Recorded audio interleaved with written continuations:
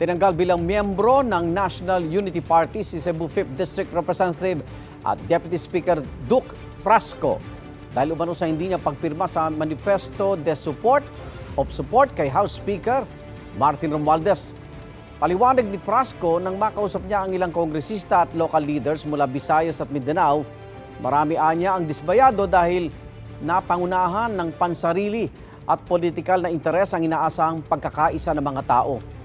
Naniniwala siyang dapat maipakita ng Kamara ang maayos na pagbabago at gobyerno alinsunod sa panawagan ni Pangulong Bongbong Marcos. Kailangan daw ng Kamara ng lideratong nagsusulong ng pagkakaisa imbis na pagkakawatak-watak.